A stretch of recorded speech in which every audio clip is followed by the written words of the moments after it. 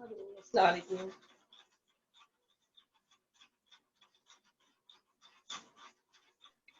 वालेकुम सलाम मैडम। वालेकुम सलाम, अस्सलाम वालेकुम। खैरियत से? अल्लाह का करम है, आपकी दुआएं हैं मैडम। चलिए, असल में इतवार की क्लास होती है ये, और आज त्यौहार भी है, तो इतवार को तो छुट्टी थी जी। कल सैटरडे था, कल था हमारा त्यौहार। आज हमने जी एज यूजुअल छुट्टी इसलिए नहीं करी कि कल तो त्यौहार हो ही चुका है ना।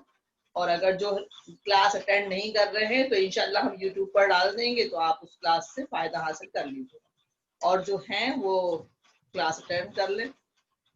हमने गुज़िश्ता हफ्ते मीम के जोड़ने का तरीका बताया था।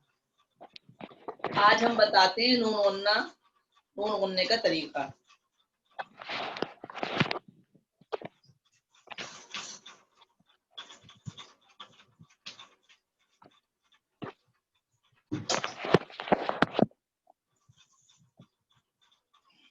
ठीक है, नून गुनना मीन्स इंग्लिश में हम कहेंगे नेजल वॉइस में जो वर्ड्स आते हैं, और हिंदी में हम कहेंगे अनुनासिक शब्द।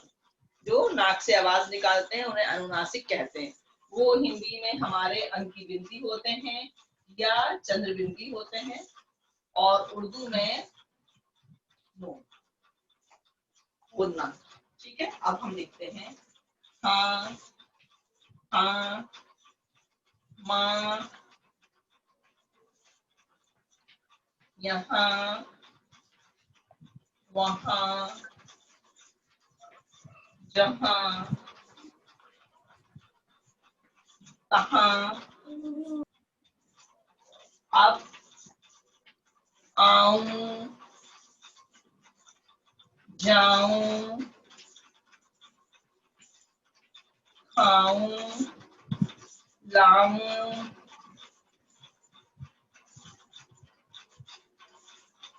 पाऊं, पाऊं। ठीक है, दाएं, दाएं, बाएं,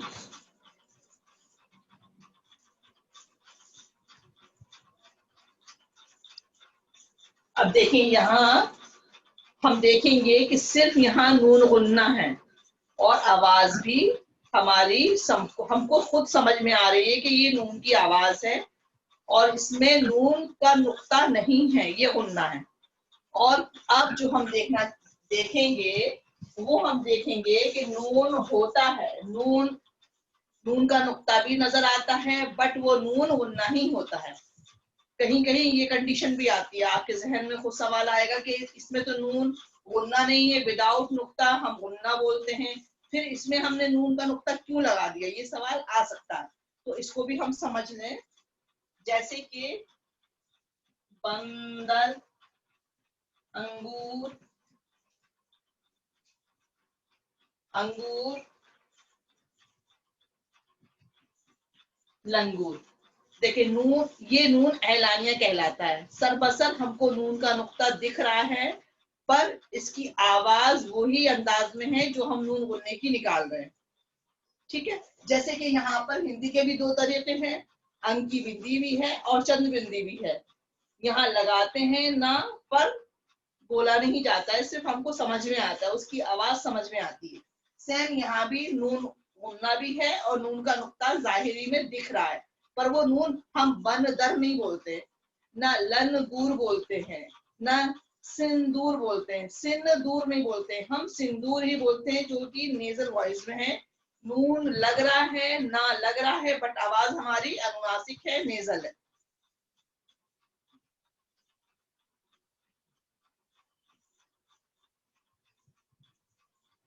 देखिए, सिंदूर नाक से आवाज है, बट नून ऐलानिया है, नून की आवाज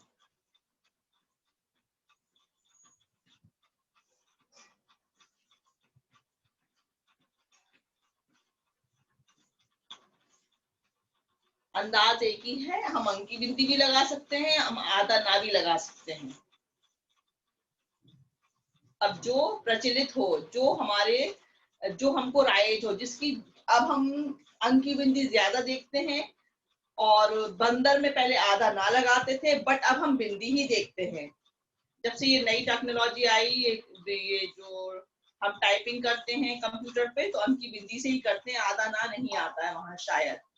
उर्दू में तो नहीं आता है, वो हिंदी में आता हो तो मुझे आइडिया नहीं है। जैसे कि आप लोग अभी समझ लीजिए, फिर लिख लीजिएगा, 5 मिनट का टाइम दूंगी। मूंग है ना, सूंग, ठीक है ना। मूंग में नून नजर आ रहा है, नून की बिंदी नजर आ रही है, मगर आवाज वही है जो नून होने वाली है। सूंग में भी ना नजर आ रहा है, बट बोला नहीं जा रहा है। तो इसको आप लिख लीजिए, आपके जब आप सेल्फ स्टडी करेंगे, मुताला करेंगे, तो ये आपको मददगार साबित होंगे। फिर हम आते हैं आज का सबक। सबक नंबर है हमारा 13। आज हमारा पेज नंबर है 97। जल्दी से ये नोट डाउन कर लीजिए, फिर इसके बाद हम अपने सबक पर आते हैं।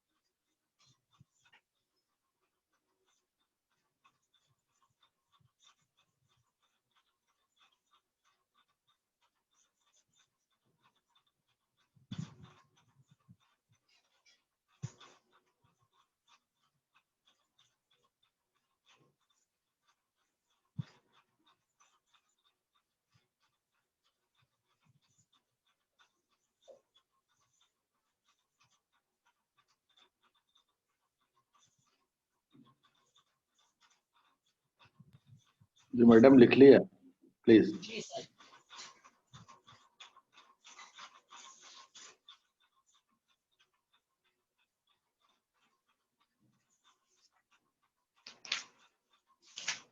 सभी ने लिख लिया। वैसे आज बहुत कम स्टूडेंट्स होंगे है ना।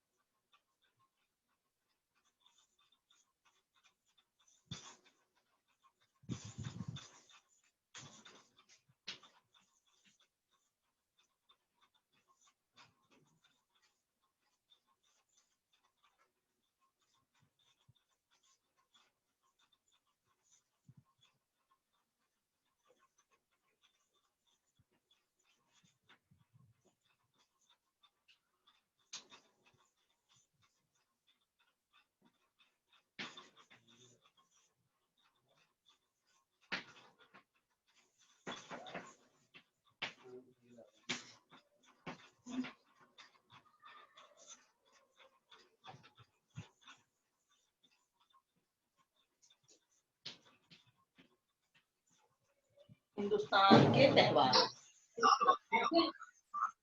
आज का सबक है हमारा हिंदुस्तान के त्योहार। सबक नंबर 13 है, पेज नंबर 97। सभी जितने भी स्टूडेंट हाजिर हैं वो अपना पेज नंबर ओपन कर लें और उसको बहुत ध्यान से पढ़ें। ये आज इत्तेफाक है कि हमारा सबक 13 है, और ये इसमें दिवाली का भी जिक्र है, इसमें हमारे त्योहारों का जिक्र है। ठीक है, हिंदुस्तान के तमाम त्योहारों का जिक्र है। चलिए बिस्मिल्लाहिर्रहमानिर्रहीम। हमारे मुल्क में बहुत सारे त्यौहार मनाए जाते हैं। सभी त्यौहार खुशी और अमन का पैगाम देते हैं। ये त्यौहार हिंदुस्तानी तहजीब और तमद्दुन के मुख्तलिफ पहलुओं को हाजिर करते हैं, जाहिर करते हैं।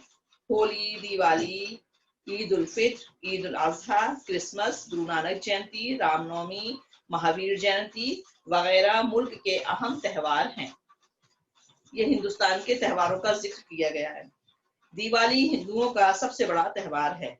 ये त्यौहार रामचंद्र जी के लंका के राजा रावण को हराकर अपनी राजधानी अयोध्या वापस लौटने की खुशी में मनाया जाता है। ये कार्तिक के महीने यानी अक्टूबर नवंबर में मनाया जाता है। ये रोशनी और खुशहाली का त्यौहार है। खुशहाली की देवी लक्ष्मी का इस्तकबाल करने के लिए लोग दिवाली से पहले घरों की सफाई करते हैं और दरो दीवार को सजाते हैं। दिवाली के मौके पर घर और बाजारों में तरह तरह के दिए जलाए जाते हैं। रंग बिरंगी कंदीलों और कुमकुमों से पूरा मुल्क जगमगा उठता है। रंगों का त्यौहार होली भी एक अहम त्यौहार है। कहा जाता है कि हिरण्यकश्यप नाम का एक जालिम राजा था। वो अपने आप को भगवान समझता था, मगर इसके बेटे प्रहलाद और बहन होलिका ने इसके खिलाफ आवाज उठाई। जालिम राजा ने प्रहलाद को जलाने की कोशिश की, लेकिन विष्णु जी की मेहरबानी से वो बच गया। इस कोशिश में प्रहलाद की बुआ होलिका जलकर खत्म हो गई। आखिरकार जालिम बादशाह तबाह बर्बाद हो गया। इसीलिए इस त्यौहार को बुराई पर अच्छाई की जीत समझा जाता है। इस त्यौहार से जाड़े का मौसम खत्म होने और गर्मी का मौसम शुरू होने का ऐलान होता है। होली का त्यौहार बड़े बूढ़े जवान बच्चे सभी के लिए खुशियों का खजाना लेकर आता है। लोग अपनी खुशियों को रंगों से जाहिर करते हैं। ईद मुसलमानों का सबसे बड़ा त्यौहार है। ये त्यौहार रमजान के रोजे पूरे होने के बाद मनाया जाता है। ईद के दिन नमाज अदा करने से पहले एक मुकर्ररा रस्म जिसे फितरा कहते हैं, गरीबों में तकसीम की जाती है ताकि वो खुशी से ईद मना सकें। इसलिए इस ईद को ईद उल फित्र भी कहते हैं। ईद की सुबह मुसलमान नहा धोकर अच्छे अच्छे कपड़े पहनते हैं, खुशबू लगाते हैं और ईदगाह और मस्जिदों में जाकर ईद की नमाज अदा करते हैं। नमाज के बाद एक दूसरे से गले मिलते हैं और ईद की मुबारकबाद पेश करते हैं। ईद उल फित्र की तरह ईद उल अजहा भी मुसलमानों का एक मुकद्दस त्यौहार है। इसे बकरा ईद भी कहते हैं। ये जिलहिज्जा की 10वीं तारीख को मनाया जाता है। यह त्यौहार हजरत इब्राहीम अलैहिस्सलाम का अपने बेटे हजरत इस्माइल को अल्लाह की राह में कुर्बान करने की याद में मनाया जाता है। इस मौके पर भी लोग ईदगाह और मस्जिदों में जाकर नमाज पढ़ते हैं और एक दूसरे को मुबारकबाद पेश करते हैं। घर वापस आकर जानवर की कुर्बानी करते हैं और गरीबों और रिश्तेदारों में कुर्बानी का गोश्त तकसीम करते हैं। इन्हीं दिनों में इस्लाम का एक अहम फरीज़ा हज मक्का मुअज़्ज़मा में अदा किया जाता है। हिंदुस्तान का एक बड़ा त्यौहार क्रिसमस भी है। इसे हजरत ईसा अलैहिस्सलाम की विलादत की यादगार के तौर पर मनाया जाता है। ईसाई इसे क्रिसमस डे और बड़ा दिन भी कहते हैं और बड़ी धूमधाम से मनाते हैं। ईसाई घरों में जाकर रोशनी का खास एहतमाम करते हैं। इस दिन कलीसियाओं में खास तौर की इबादत की जाती है। खुशहाल लोग गरीबों को तोहफे देते हैं। जगह जगह क्रिसमस मेले लगते हैं। घरों में क्रिसमस के पेड़ को रोशनियों से सजाया जाता है। अब आ रहा है गुरु नानक जयंती, सिखों का खास त्यौहार है। सिख मजहब के बानी गुरु नानक देव की पैदाइश के दिन ये त्यौहार मनाया जाता है। इस दिन गुरुद्वारों को खूब सजाया जाता है। गुरु ग्रंथ साहब का पाठ किया जाता है। प्रभात फेरियां निकाली जाती हैं, लंगर लगाए जाते हैं। रास्ते में जगह जगह शरबत, फल और खाने की चीजें तकसीम की जाती हैं। इन त्योहारों की अरे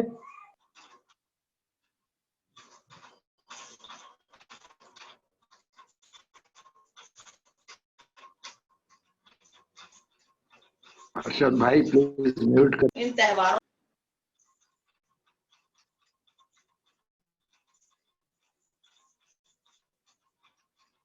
बुद्ध पूर्णिमा, महावीर जयंती, ओणम, पोंगल, दुर्गा पूजा, दशहरा, छठ, गणेश चतुर्थी, बैसाखी और बिहू वगैरह भी अहम त्योहार हैं जो मुल्क के मुख्तलिफ हिस्सों में मनाए जाते हैं। ये त्योहार हिंदुस्तान की रंगारंगी को तो जाहिर करते ही हैं, यकजहती, भाईचारा और मोहब्बत के जज्बे को भी आम करते हैं और इंसान को इंसान से मोहब्बत करना भी सिखाते हैं। ये हमारा आज का त्योहार है। हमारे खास खास त्योहारों का भी जिक्र किया गया है इसमें, और वो भी त्योहार हैं जिससे हम अनजान है, जैसे पोंगल है, बिहू है। ये कहाँ मनाया जाता है इसकी डिटेल इसमें नहीं दी है क्योंकि वो अतराफ के त्योहार है। तो हम अगर डिटेल जानेंगे तो हम उसकी डिटेल से भी वाकिफ हो जाएंगे और पढ़ लीजिएगा, आपको गूगल पर मिल जाएंगे तमाम सारे त्योहार। बिहू है, पोंगल है, ओणम है, जो केरल साइड में मनाए जाते हैं। इसमें अल्फाज मायनी हैं, आप देख लीजिएगा, इंग्लिश में भी हैं, हिंदी में भी हैं। अब सवालात के जवाब दीजिए। हिंदुस्तान में कौन कौन से त्योहार मनाए जाते हैं? सबसे टॉप की लाइन में है, जहां हमारा फर्स्ट पैरा है उसकी सेकंड लाइन में होली से त्योहार, होली से नीचे सेकंड लाइन तक है पहला जवाब, होली। अब आपको सवाल में से पूरा वो उठाना पड़ेगा, हिंदुस्तान में कौन कौन से त्योहार मनाए जाते हैं। तो हमारा लिखने का अंदाज, जवाब देने का अंदाज ये होगा, हिंदुस्तान में मुख्तलिफ त्योहार मनाए जाते हैं जैसा कि होली, दिवाली, ईद उल फित्र, ईद उल अजहा, क्रिसमस, गुरु नानक जयंती, रामनवमी, महावीर जयंती वगैरह मुल्क के त्योहार हैं। तो हम लिखेंगे त्योहार मनाए जाते हैं। सवाल में मनाए जाते करके पूछा है तो मनाए जाते लिख लीजिएगा। किस त्योहार में फितरा देने का रिवाज है? किस त्योहार में? आप देखिए 98 पेज ओपन करिए, उसमें है second para, third para start है। थर्ड पैरे की स्टार्टिंग में पहला लफ्ज है ईद उल फित्र। ये थर्ड पैरा का सेकंड लाइन, ये ईद मुसलमानों का सबसे बड़ा त्योहार है। ये त्योहार रमजान के रोजे रखने, या तो आप पूरा लिख लें, सेकंड पैरा है दूसरे जवाब में, और अगर चाहे तो फितरा तक लिख सकते हैं। ठीक है, ये ईद मुसलमान का सबसे बड़ा त्योहार है। ये त्योहार रोजा रखने, रोजे पूरे होने के बाद मनाया जाता है। ईद के दिन नमाज अदा करने से पहले मुकर्ररा रस्म, जैसे जिसे फितरा कहते हैं, गरीबों में तकसीम किया जाता है। वो भी खुशी से ईद, ताकि वो भी ईद खुशी से मना सकें, इसीलिए ये ईद को ईद उल फित्र भी कहते हैं। सेकंड पैरा की फर्स्ट लाइन और थर्ड पर खत्म हो गया है, आपको इजीली मिल जाएगा। आप वजाहत के साथ लिखना चाहें तो और उसको मजीद बढ़ा सकते हैं। किस त्योहार को रंगों का त्योहार कहा गया है? किस त्योहार को? देखिए, ये फर्स्ट सेकंड 97 पेज पर थर्ड पैरा जो है वो पूरा होली का जिक्र किया गया है, और माशाल्लाह ये आंसर में भी आपकी पूरी लाइनिंग है।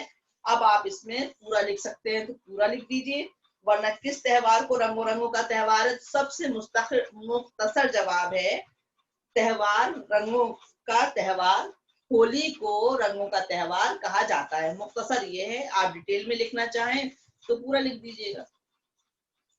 अच्छा, इसमें भी आप मुख्तसर कर सकते हैं, किस त्योहार में फितरा देने का रिवाज है? तो आप लिख सकते हैं ईद उल फित्र ऐसा त्योहार है जिसमें फितरा देने का रिवाज है। आप शॉर्ट लिखना चाहें तो शॉर्ट लिख सकते हैं, तवील देना चाहें तवील लिख सकते हैं। बकरीद का त्योहार किस वाक़े के पस मंजर में मनाया जाता है? अब बकरीद का जिक्र किया गया है, बकरीद का है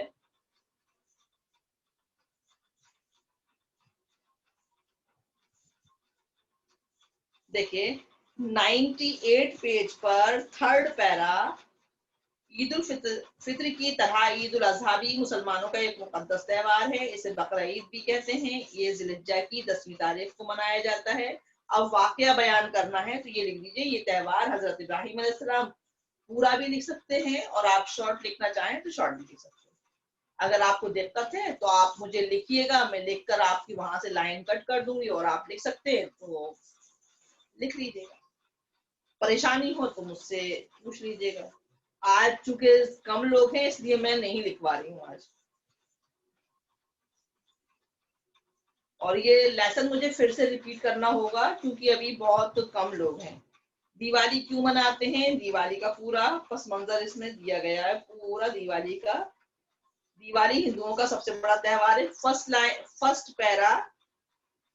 फर्स्ट पैरे के बाद सेकंड जो लाइन शुरू हुई है वहां से पूरा नीचे तक जगमगा उठते हैं तक। अब देखिए एक्सरसाइज मैं करवा देती हूँ, सवाल जवाब आप कर लीजिएगा। पूरा लिखा हुआ है। किसी एक त्योहार पर 10 लाइनें लिखिए। किसी एक त्योहार पर आपको यहाँ पर मिला हुआ है, पूरा लिख सकते हैं आप। अब देखिए वाहिद लफ्जों से जमा बनाइए। वाहिद एक वचन, जमा बहुवचन, तो आप ये लिख लीजिए। और जो प्रेजेंट नहीं है वो मुझसे पूछ लीजिएगा, मैं बता दूं।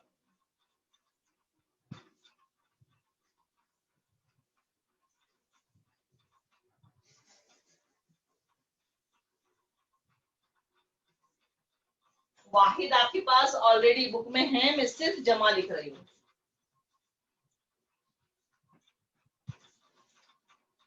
जमा वाहिद पैगाम, पैगामात।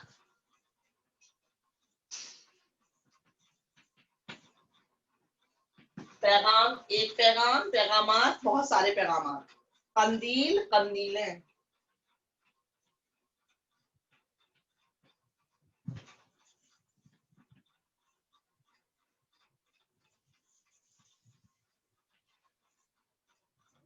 कुमकुमा, कुमकुमे।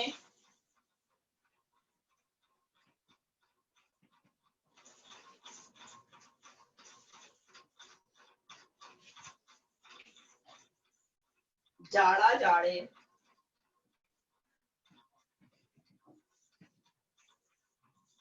रास्ता, रास्ते।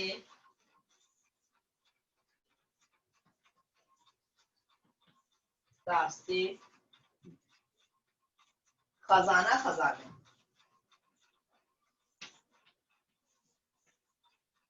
खजाने 6 हो गए।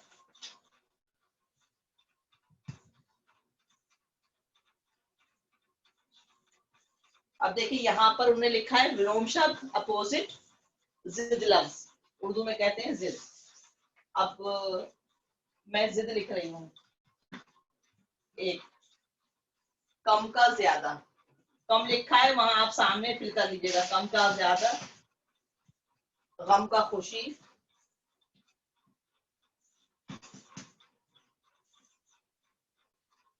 छोटा का बड़ा। आप लोग लिख रहे हैं ना?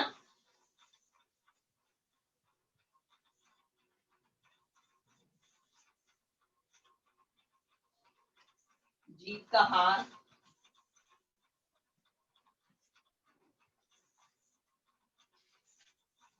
अंधेरा का उजाला,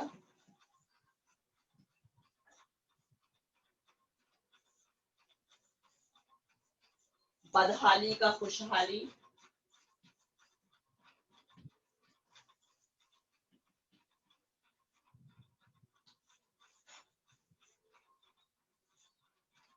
गंदगी का सफाई,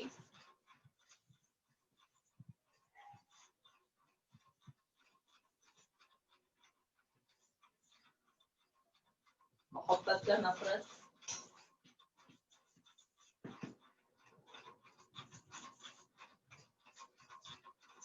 बुराई का भलाई,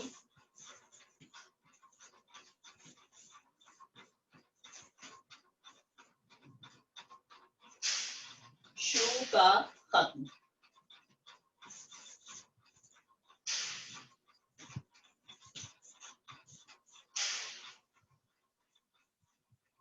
शुरू का खत्म।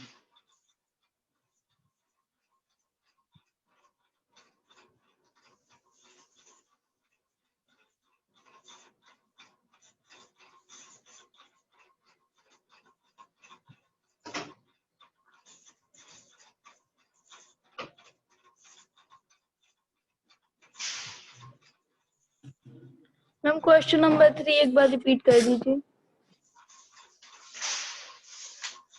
क्वेश्चन नंबर 3, किस त्योहार को? मैम ये वाला नहीं, ये पेज नंबर 103 पर है ना?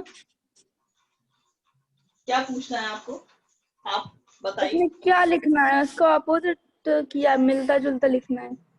अरे देखिए, वाहिद लफ्ज से जमा बनाइए। वाहिद में लिखे हुए हैं ऑलरेडी, मैंने जमा लिखा है। ये वाहिद है आपका पैगाम, मैंने पैगामात लिखा है। आपका कंदील लिखा है तो मैंने कंदीले लिखा है। वहां कुमकुमा वाहिद लिखा है तो मैंने जमा बनाई है कुमकुमे। वहां जाड़ा लिखा है तो जाड़े लिखना है आपको, खाली जगह दी है। वहां रास्ता लिखा है तो रास्ते लिखना है आपको। वाहिद लिखा हुआ है, सिंगल एक वचन लिखा हुआ है, आपको उसको बहुवचन में लिखना है। आपको स्पेस भी दिया गया है। अब नीचे आइए, उसके नीचे लिखा हुआ है अपोजिट, लिखिए अपोजिट। आपको वर्ड लिखा गया है कम, कम का है ज्यादा। यहाँ लिखा है गम, गम का है खुशी, अपोजिट। छोटा लिखा यस है, मैम। छोटा का बड़ा। जीत लिखा बड़ा। है तो जीत का हार। अंधेरा का उजाला, बदहाली का खुशहाली, गंदगी का सफाई, मोहब्बत का नफरत, बुराई का भलाई, शुरू का खत्म। एक जगह लिखा है वाहिद से जमा बनाइए, एक जगह लिखा है आप अपोजिट लिखिए, तो हम उसको अपोजिट लिख रहे हैं।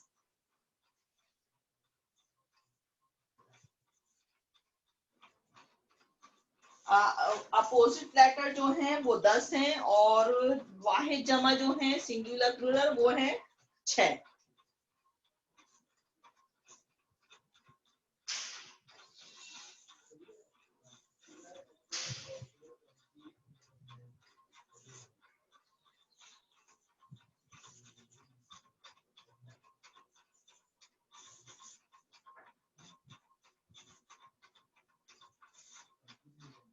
लिख लीजिए फिर बताइए मुझे।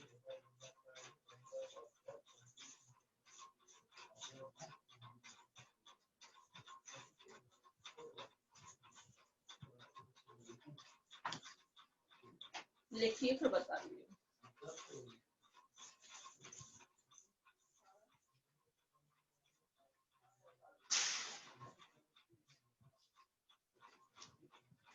हाँ,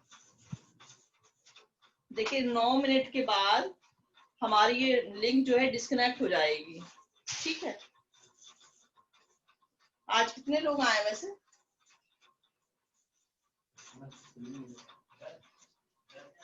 10 स्टूडेंट हैं ओनली। Yes, yes ma'am. है ना। तो लिंक जब डिस्कनेक्ट हो जाए तो फिर क्लास लेना है या नहीं लेना है, क्योंकि 10 ही स्टूडेंट हैं। हम लोग बताइए। मैम ले लेंगे। ले लेंगे, चलिए ले लेंगे। चलिए तो कंटिन्यू करिए, फिर मैं आती हूँ 2 मिनट। हम लोग भी हैं, सुल्ताना और फिरोजा भी हैं। कंदील कंदील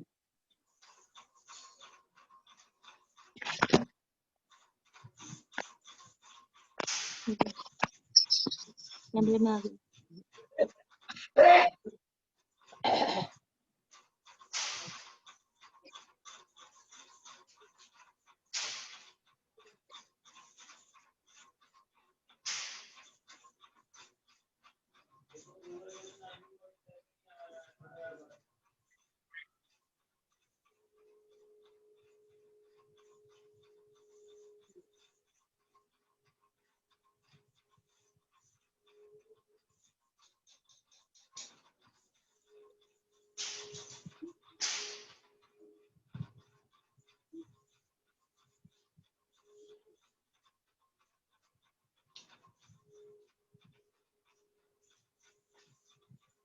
जल्दी लिखिए। जी हो गया।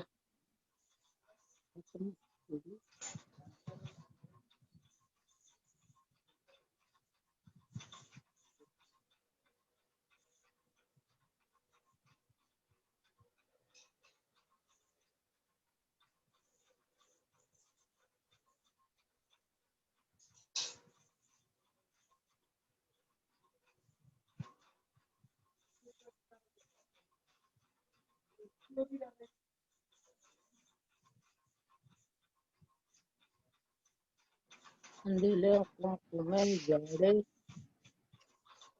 खुशी खुशहाली नफरत खत्म।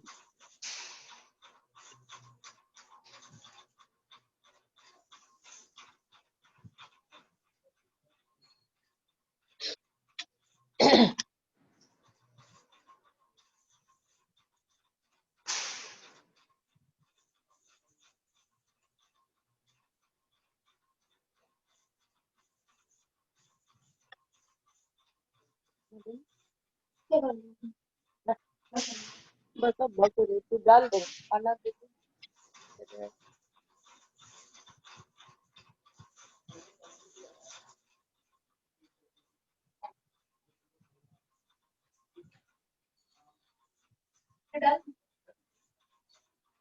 मत डाल दे। तुमने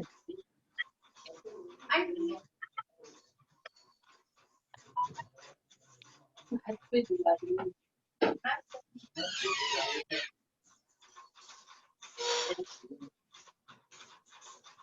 डन हो गया।